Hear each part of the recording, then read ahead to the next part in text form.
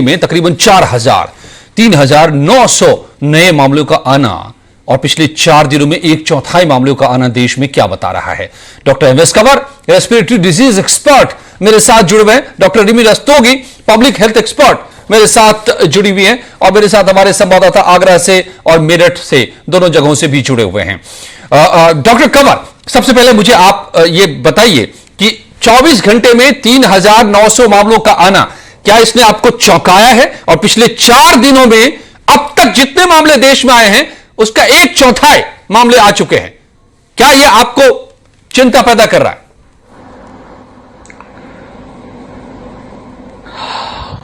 अजय जी, ये बहुत कंसर्न वाली बात है, क्योंकि लॉकडाउन 2 के बाद हम सोचते थे कि शायद कर्व फ्लैटन हो जाएगी, लेकिन कर्व फ्लैटन नहीं अभी हो रही। अभी भी केसेस बढ़ते जा रहे हैं। जब तक केसेस बिल्कुल स्टेबल नहीं हो जाते और केसेस का नंबर कम नहीं होना शुरू हो जाता, तब तक हम ये नहीं कहेंगे कि हमारा डिजीज के ऊपर कंट्रोल आ गया। ये जो कुछ दिनों में इतने केसेस बढ़े हैं, ये कहने को सोच सकते हैं कि कुछ पेंडिंग रिपोर्ट्स थी जो लेट उनको डिलीवर हुई हैं और वो एडिशंस अब की गई हैं पिछले कुछ दिनों में, लेकिन फिर भी उसको देखते हुए भी मैं सोचता हूं नंबर एकदम से काफी ज्यादा बड़ा है। Migration has been a problem. Migration की वजह से हो सकता है या कुछ और रीजन भी होंगे, लेकिन अभी तो हमें लॉकडाउन रिलीज होना शुरू हुआ है, पार्शियल लॉकडाउन शुरू हुआ है जी। उसमें अगर हमने ना पूरे एहतियात बरते तो ये कर्व बहुत खराब हो सकती है और हमें बहुत मुश्किलों का सामना करना पड़ सकता है।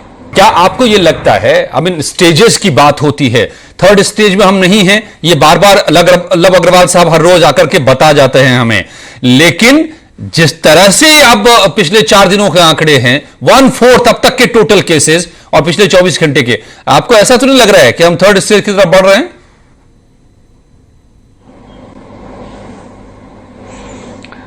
सरकार इस चीज को क्यों डिनाई कर रही है, मुझे समझ नहीं पड़ रहा। पिछले बहुत दिनों से मैं सोचता हूं, आज से ही नहीं, ऐसे केसेस हमारे पास आ रहे हैं जिसमें कि हम कांटेक्ट ट्रेस नहीं कर सकते।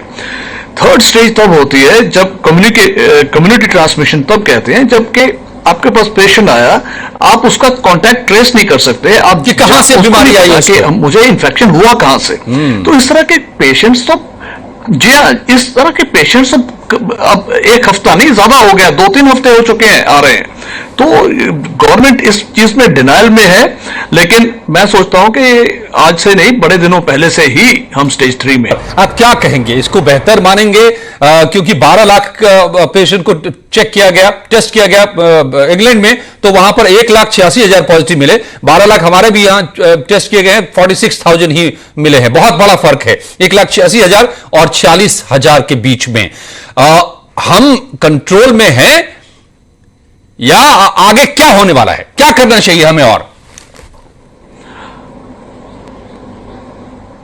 As compare to western countries, खासकर इटली, स्पेन, यूके, यूएसए, उसके हिसाब से तो हमारे नंबर्स पे बहुत कम है, percentage wise compare to the population, और हमारे जो सीरियस केसेस आईसीयूज में एडमिट हैं वो भी कम है, हमारे वेंटिलेटेड पेशेंट्स भी कम हैं एज कंपेयर टू देम, और हमारे मोर्टेलिटी रेट भी कम है। एवरेज मोर्टेलिटी रेट इस वक्त दुनिया भर का 7% से ऊपर है, जबकि इंडिया में अभी 3.22% है। सो उस हिसाब से भी हम बेहतर हैं। इसके कारण क्या हो सकते हैं जी। कई लोग सोचते हैं कि गर्मी इज वन रीजन। मुझे नहीं लगता, कि मैं शुरू से कह रहा हूं कि वेदर शायद इतना प्ले नहीं करता रोल, लेकिन क्या एशियन कंट्रीज में, सिर्फ इंडिया में ही नहीं, पाकिस्तान में भी, बांग्लादेश में भी, और दूसरे जो फार ईस्ट एशियन कंट्रीज हैं, वहां भी इसका इतने ज्यादा नंबर्स नहीं हुए जितने के वेस्टर्न कंट्रीज में हुए हैं।